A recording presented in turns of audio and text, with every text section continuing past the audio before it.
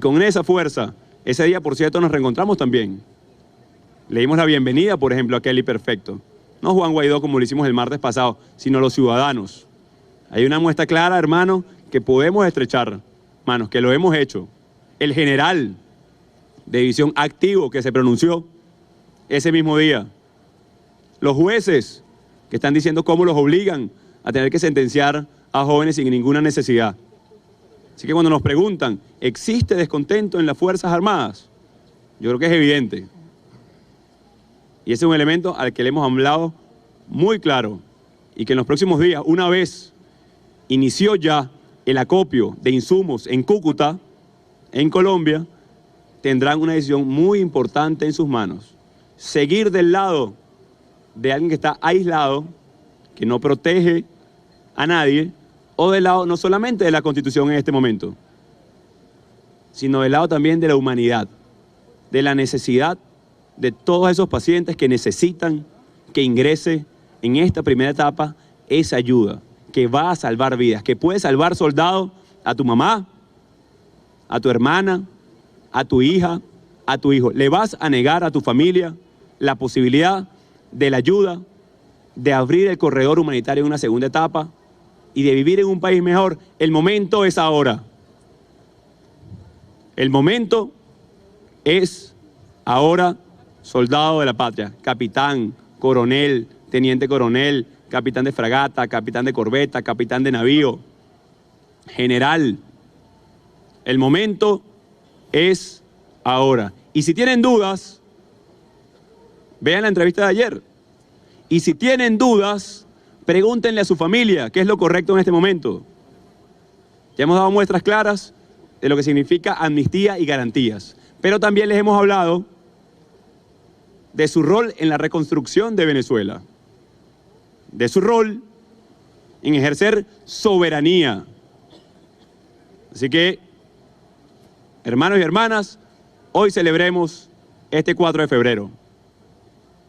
Soldadas y soldados, seguimos esperando por ustedes. El momento es ahora. Preguntas. Hilario Piagnelli de Rai News Italia. Rai News e Rai Press y la radio. Parece que Italia está bloqueando una otra resolución europea que si no usted reconoce, almeno solicita nuevas elecciones. Otra parte, hay el presidente de la República Italiana que ha hecho una llamada al gobierno por usted reconocerle. ¿Qué piensa de esa situación sobre la Italia? Una pregunta muy específica sobre Italia, que aún no se ha pronunciado formalmente en el reconocimiento a la Constitución venezolana y a la democracia que estamos construyendo. Esperamos también por Italia. Me he comunicado con algunos miembros del Ejecutivo, tienen disposición absoluta de respaldar. Entiendo que hay un tema de gobierno que no se los ha permitido. Entiendo que hay, Venezuela creo que es la segunda o tercera colonia más importante de italianos en ultramar. Así que estoy seguro que como esa expresión de italo-venezolanos o de italianos en Italia que han visto la crisis, que la sienten también como cercana, esperamos que en los próximos días Italia pueda, como toda Europa, como 26 países adicionales, puedan dar el paso para el reconocimiento. Esto no va a frenar la protección de los activos, no va a frenar la ayuda humanitaria que ya inicia curso, pero nos encantaría, por supuesto, contar con un país hermano como Italia. Buenas tardes. Quería saber si en la sesión de este martes ustedes van a designar a los representantes de Venezuela ante los países que hoy lo han reconocido como presidente encargado, y además también precisar el tema de la asistencia humanitaria. Ustedes tienen los estados que serán atendidos de este primer cargamento de asistencia humanitaria y que traerán esos kits para las familias que padecen de infección. Sí, varios elementos. Nos pregunta primero sobre la designación de nuevos embajadores ante las repúblicas que ya nos han reconocido. El día de mañana habrá una segunda ronda de designaciones. Estamos trabajando muy duro porque varios elementos. Uno, la burocracia continúa secuestrada. Seguimos viviendo hoy en dictadura, cada vez más débil, cada vez más aislada, cada vez más deteriorada, no solamente diplomáticamente, por cierto, sino con el rechazo absoluto de una población que quiere cambiar. Eso es importante destacarlo. Así que el día de mañana, con esas limitaciones que hay, avanzaremos con el proceso de designación de representantes ante los distintos países que ya hoy reconocen la lucha venezolana. Como segundo elemento de la asistencia humanitaria, hay una comisión que ayer emitió un comunicado de prensa que dirige el diputado Miguel Pizarro, que ahí ha tenido reuniones brillantes con las ONG, con las fundaciones, cómo distribuir, focalizando las poblaciones más vulnerables. En esta primera etapa, la atención va a ser a esa población más vulnerable que está en riesgo de muerte. ¿Ok? Y no es que suene dramático, no, hay entre 250.000 y 300.000 venezolanos en riesgo de morir por no tener comida, por no tener una bolsa de diálisis peritoneal, por no tener antibióticos o por no tener un tratamiento para cáncer inmediato. ¿Ok? O sea, esta primera etapa da para atender a 5 hospitales tipo 4 en 5 afecciones directas por un mes. ¿Ok? Eso va a dar una explicación más específica. Luego la comisión técnico, política y que está enlazando con los países del mundo que están colaborando con esto. Esto va a ser mucho más ágil cuando logremos aperturar el corredor humanitario, que también, de nuevo, depende de quién, de que cese la usurpación, pero también de las Fuerzas Armadas. Y aquí no hemos hablado con medias tintas. No es que estamos queriendo generar un dilema innecesario a las Fuerzas Armadas, no. Ahí está, existe y estamos hablando muy claro. Muy claro. Entonces, va a ser más ágil, va a haber mucho más respaldo una vez sigamos sumando adhesiones, como lo dijimos desde el 5 de enero. Vamos a construir las capacidades y las estamos construyendo. ¿Es un proceso? Sí, es un proceso. El vamos bien, queremos que pronto se convierta en estamos bien. No solamente que estamos en un proceso, pero eso va a depender del compás de todos los sectores de la sociedad. Así que en esta primera etapa, ya hay 3 centros de acopio, ya les anunciamos uno específicamente en Cúcuta, habrá uno en Brasil, uno en las Islas del Caribe, que en las próximas horas daremos especificidad del lugar, de la capacidad de acopio, y además también se han comunicado con nosotros muchas fundaciones privadas que quieren aportar, que quieren colaborar. Esto debemos ordenarlo muy bien, porque se trata de insumos que tienen un tratamiento, que la cadena de suministro es muy delicada, la cadena de frío en algunos casos, así que hay que tratarlo muy bien. También recibimos la información del círculo cercano del alto mando, que ya no están evaluando si dejarla entrar o no, sino que cómo nos la roban, ¿no? Entonces, eso lo esperamos, obviamente, ¿no? Pero es interesante que el dilema ya llegó hasta allá. O sea, ya si entra o no entra, ya pareciera que van a permitir eso, pero entonces van a secuestrarlo para distribuirlo a través de los clubs. Esa es la información que tenemos hoy y de una vez, como dicen, cantamos el juego. De una vez, ¿no? Yo apelo una vez más a la conciencia de los militares y ya vamos a dar los nombres en los próximos días específicos a los cuales están a cargo cada una de las unidades de los Andes. Esto es para salvar vidas. Ustedes tienen un contingente grande de ayuda almacenada en galpones ya, hacia Charallave, que no han utilizado, que se está perdiendo, que está siendo vencido. Dejaron podrir comida en los puertos ya hace unos años. Esto se trata de humanidad, y sobre todo para los medios internacionales, de izquierda o derecha, no. Tiene que ver con ser humano, con atender una emergencia, una crisis. Así que, de una vez, anunciamos esto y la determinación de que ingrese y de que sea distribuido eficientemente y donde más es necesitado.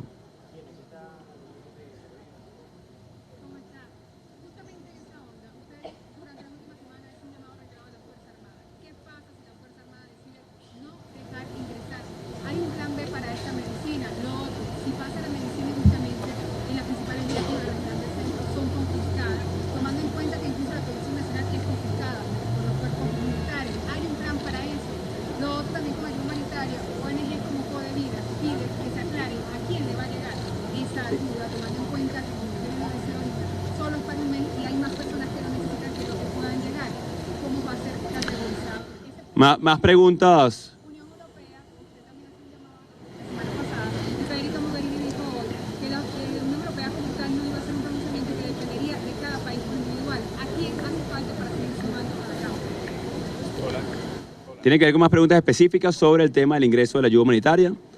Creo que ya he explicado lo que vamos a explicar hasta hoy con ese elemento. Posibilidades hay muchas. Que la confisquen, que la quieran robar.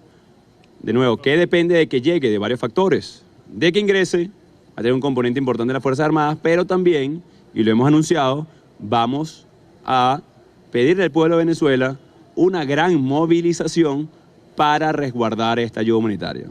Y yo se los decía el 2 de enero, la próxima movilización que vamos a convocar va a tener que ver con algo elevado en voluntad ciudadana, que es que vamos a ir a ayudar a los más necesitados, que vamos a ir a resguardar las medicinas de los que más lo necesitan. Así que tendrá que ver mucho con ese elemento, el elemento ciudadano, que es la fuerza y el poder que tenemos hoy los venezolanos. Evidentemente sabemos el secuestro y el miedo, en algunos casos, al cual están sometidos los funcionarios de las Fuerzas Armadas, pero van a tener el respaldo también de la ciudadanía. Y la próxima convocatoria que hagamos va a tener que ver con ese resguardo. Con la Unión Europea también creo que es absolutamente evidente el respaldo mayoritario del 95-96% de los países que conforman la Unión Europea, así que bienvenido ese apoyo y sobre todo la claridad meridiana de los pronunciamientos del día de hoy, que habla incluso de las etapas que estamos viviendo en Venezuela. Habla de la elección libre, habla que hay que conformar un gobierno que dé pie a eso. Así que creo que es perfecto y meridiano el pronunciamiento generoso de la Unión Europea con el pueblo de Venezuela.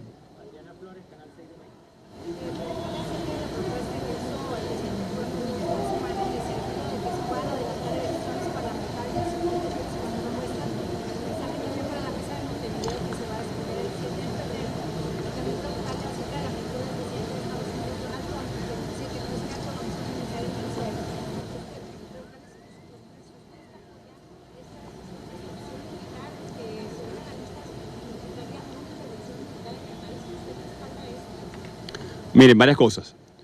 La primera pregunta tiene que ver con las supuestas elecciones parlamentarias que Maduro anunció el 2 de febrero. Disculpen, es que si no fuera trágico, fuera chistoso.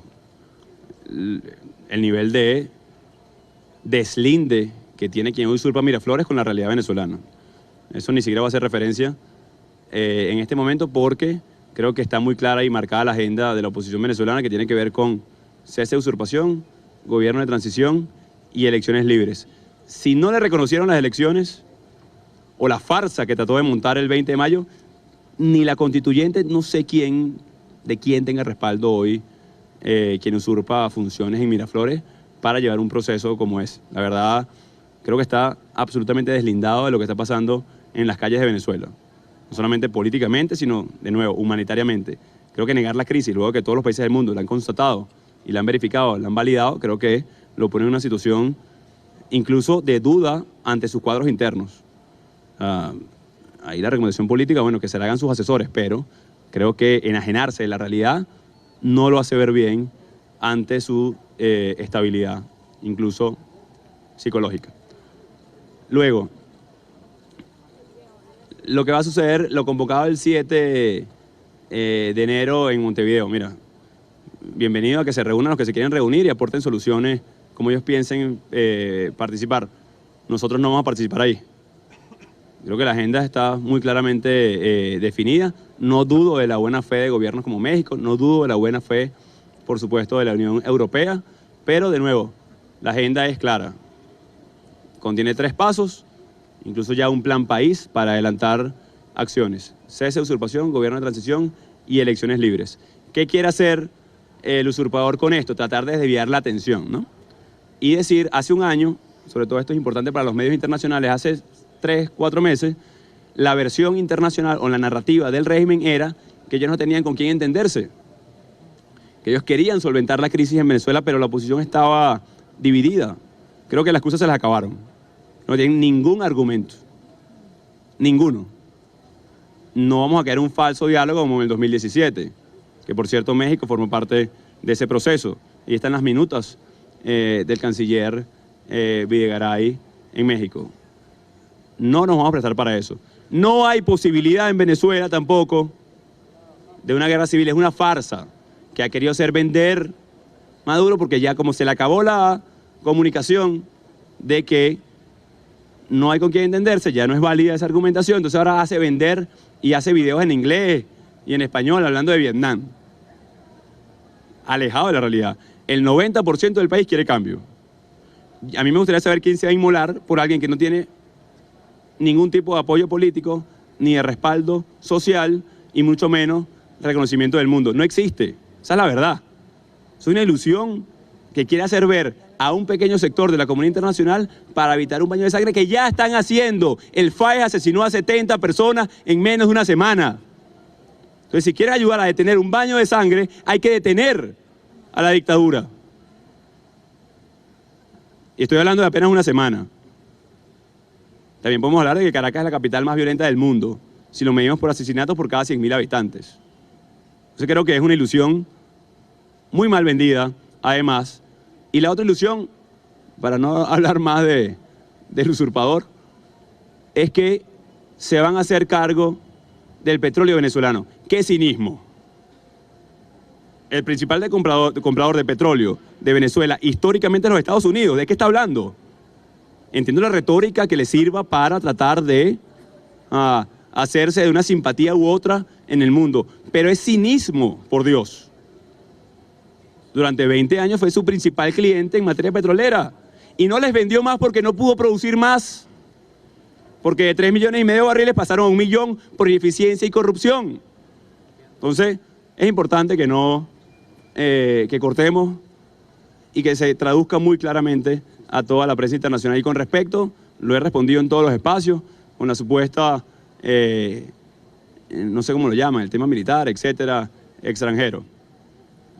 Miren, cada país es soberano y nosotros soberanamente, como venezolanos, como defendimos el Esequibo, como defendemos el sur de Venezuela, como queremos que seamos los venezolanos en elecciones libres, que determinemos el futuro de nuestro país, que no queremos ningún tipo de costo social, que queremos estabilizar la economía, que queremos estabilizar un gobierno de transición, que queremos darle gobernabilidad a las soluciones de este país, soberanamente decidiremos toda la presión necesaria para lograr, con esas variables establecidas, soberanamente lo que tengamos que hacer para lograr el cese de la usurpación y que no se pierdan más vidas venezolanas día a día en este país. Aquí está Gaby González del Equipo.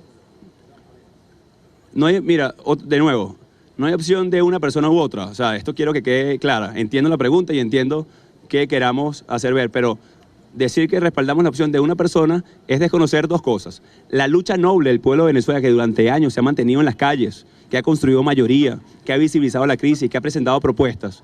Entonces sería insultante para todo el pueblo soberano de Venezuela, que se mantiene en las calles, que se mantiene ejerciendo el derecho a la protesta pacíficamente, decir que esto es la opción de una persona. Yo les pido, por favor, mucho respeto con todos los venezolanos que durante años han sacrificado sus vidas por este proceso. Y también es tratar de minimizar que 50 países del mundo, contando, están respaldando la democracia y la Constitución venezolana.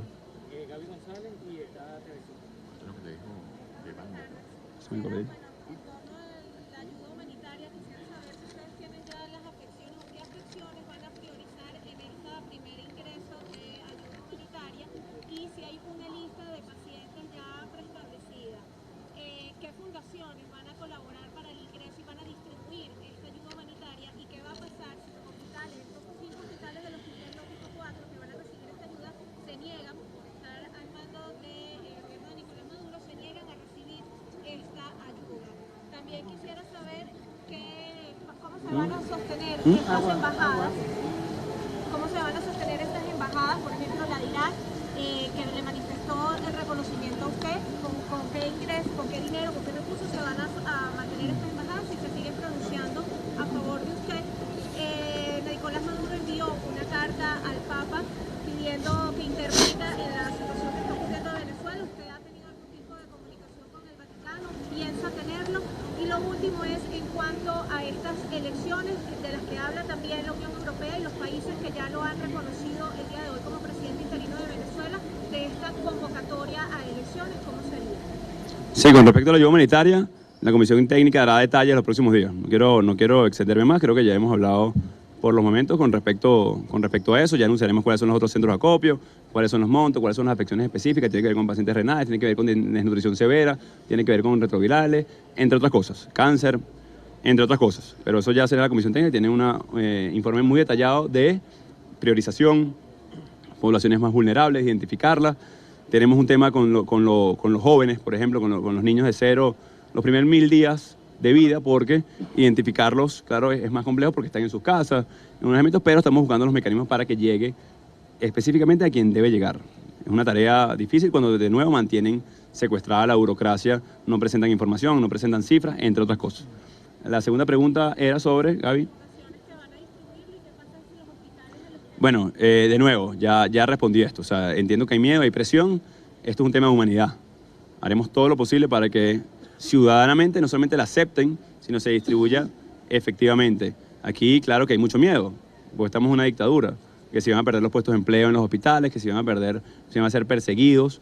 Nosotros lo entendemos, pero de nuevo, el momento es ahora. Creo que no hay más margen y estamos hablando de salvar vidas. Y con respecto a las embajadas, consulados, etcétera, estamos trabajando para recuperar parte de la burocracia, de estos fondos que han sido protegidos por parte del mundo para poder iniciar no solamente con el mantenimiento, sino que se ha invertido inicialmente en ayuda y no desgastarnos en primera instancia en esos elementos.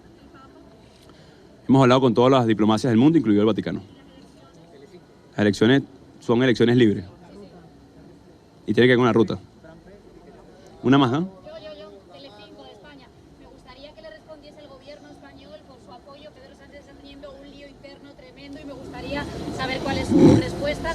Y luego, me parece que le han hecho la pregunta a varios compañeros, pero no concreta. Lo primero, ¿estaría usted a favor o no de una intervención militar, ya que Donald Trump deja la puerta abierta? ¿Qué le parecería? Porque el otro día usted en su discurso además hizo alusión a si los venezolanos tienen o no miedo a una guerra civil.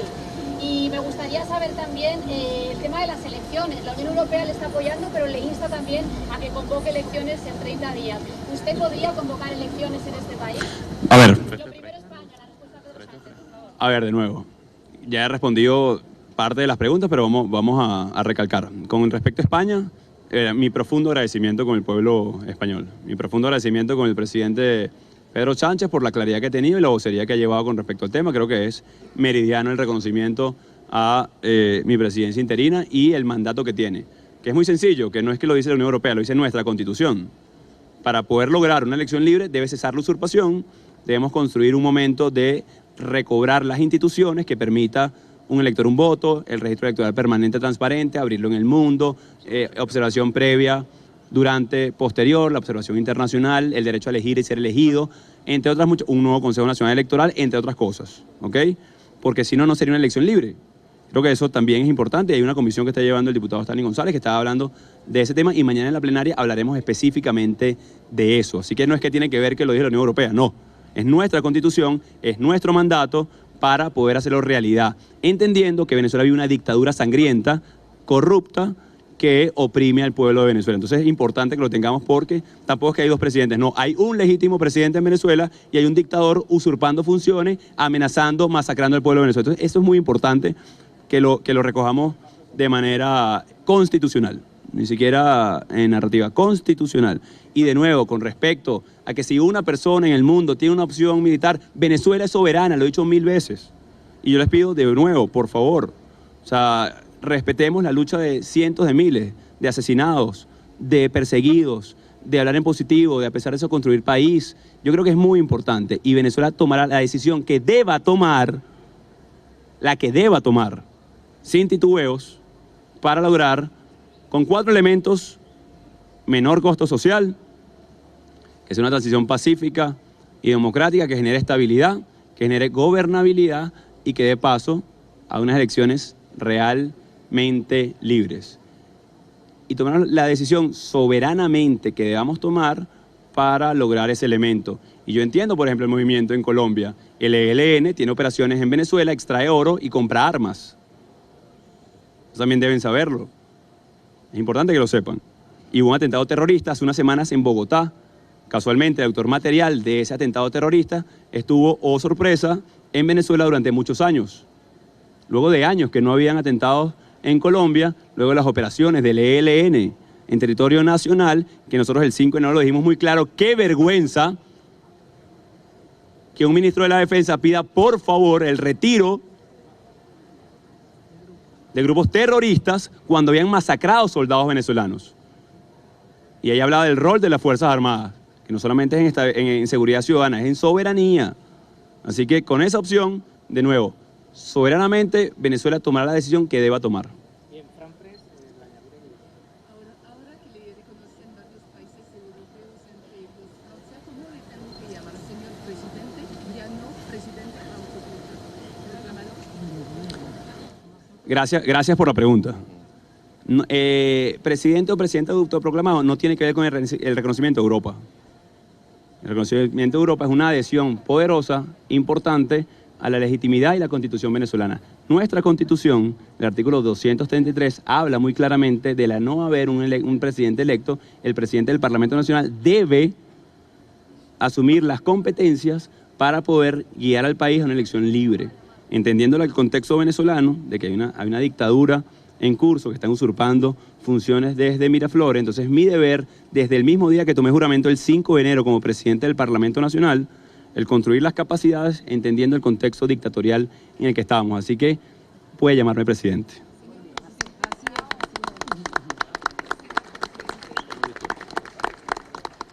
¿Qué le aporta ese apoyo, esa ayuda de Europa y de Francia?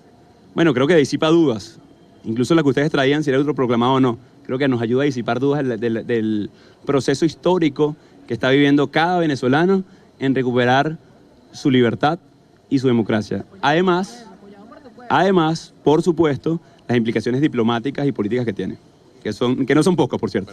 Muchísimas gracias a todos. Dios los bendiga. Seguimos adelante. Y por cierto, vamos bien. Bien, declaraciones entonces del presidente encargado de Venezuela juramentado ante la Asamblea Nacional, Juan Guaidó, que como bien indicaba entonces sobre esta ayuda humanitaria el día de hoy, pues sostenía que las especificaciones técnicas se estarían dando en los próximos días. Sin embargo, destacaba que se atendería de manera urgente entre 150.000 y 300.000 venezolanos que están en riesgo de muerte, así como también llegarían insumos para hospitales tipo 4. Nosotros en este momento pues tienen en pantalla todavía el presidente encargado de Venezuela juramentado por la Asamblea Nacional, Juan Guaidó, que va a dirigir otras palabras a los venezolanos. Indicaba que además desde el gobierno y desde la Asamblea Nacional tienen la certeza de que van a reconstruir a Venezuela, y destacaba que el día de mañana habrá una ronda de designación de embajadores de Venezuela en el exterior, luego de estos pronunciamientos realizados el día de hoy por otros países de la Comunidad Europea. Indicaba también que entonces Juan Guaidó recordaba a Johnny Godoy, otro de los jóvenes asesinados durante las manifestaciones. Vamos a escuchar a Juan Guaidó. Que trataban de vender en unas ocasiones. En este momento el régimen trata de, producto de las decisiones de Europa, de Estados Unidos, seguir robándonos el dinero. Y fíjense lo importante entonces de la protección de los activos.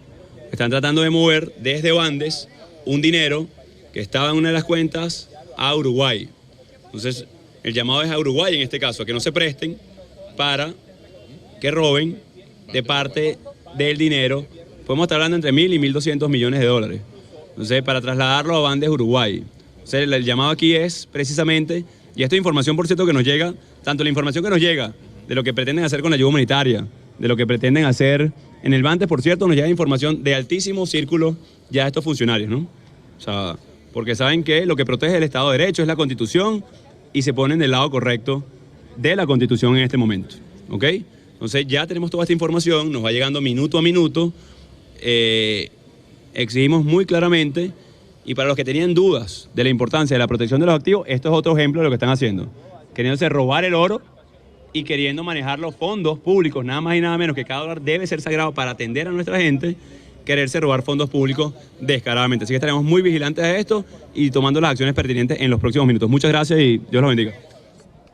Bien, eran declaraciones entonces del presidente encargado juramentado ante la Asamblea Nacional, Juan Guaidó, que entonces en estos momentos denunciaba que el dinero de la nación que se encontraba entre el Bandes de Europa y Estados Unidos estaban siendo trasladados de manera irregular al Bandes de Uruguay. Hablaba específicamente entre la cantidad de 1.200 millones de dólares. También durante su discurso, Juan Guaidó recordaba a Johnny Godoy, este joven que fue asesinado, ajusticiado por el FAES el pasado 25 de enero durante estas manifestaciones contra Nicolás Maduro. Indicaba que el FAES había llegado a su casa y rechazaba este tipo de actos violentos, pues destacaba que este joven venezolano buscaba un mejor futuro para Venezuela y también para su bebé que estaba por nacer en las próximas semanas. Indicaba además entonces que se solicitaría la protección de activos en Europa, también así en consonancia con esta denuncia que acaba de realizar sobre los activos que estarían siendo desviados a Uruguay, y también indicaba que sobre la ayuda humanitaria se estarían dando las especificaciones técnicas en las próximas horas, anunciadas por Miguel Pizarro, presidente de esta comisión especial, donde también se había anunciado 6 millones de euros por parte de Alemania, y Canadá había otorgado 53 millones de dólares. Decía y rechazaba Juan Guaidó que Nicolás Maduro haya negado la crisis humanitaria que se vive en Venezuela, pues gracias a esta crisis se ha podido constatar cómo se mueren los pacientes por falta de medicamentos, así como también por las malas condiciones en las que se encuentran los distintos centros hospitalarios. Especificaba también entonces, reiteramos que la prioridad que se le va a dar a estos pacientes que recibirán la ayuda humanitaria son aquellos que estén en riesgo de morir. Hablaba específicamente de una cantidad de entre 150 y 300 mil venezolanos, y que se otorgaría entonces insumos para hospitales tipo 4. Agradecía también a estas fundaciones privadas que quieren aportar esta ayuda humanitaria, y reiteraba que los puntos de acopio serían Cúcuta, así como también la frontera con Brasil e islas del Caribe, que estas islas decía que estarían entonces anunciándose en las próximas horas. También, antes de Juan Guaidó, tomaba el derecho a palabra Francisco Sucre, presidente de la Comisión de Política Exterior, quien también reiteró el reconocimiento y el agradecimiento a estos países, 20 países que el día de hoy se habían pronunciado y que habían dicho que estaban en camino de lograr el cese de la usurpación, enmarcada en 3 puntos: la presión internacional, la presión interna y la presión institucional impulsada desde la Asamblea Nacional. Nosotros, pues, esta es la información que podemos aportar a esta hora desde el Palacio Federal Legislativo, y con ella entonces vamos a retornar contigo al estudio, Dayana. Bien, muchísimas gracias, Valentina, por tu reporte. Amigos, hacemos nuestra primera pausa, enseguida estamos de vuelta con más informaciones.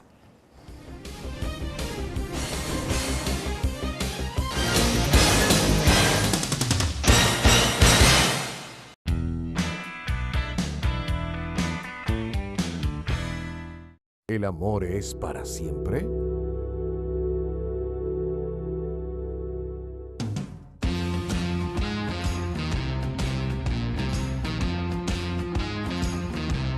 «100 días para enamorarse».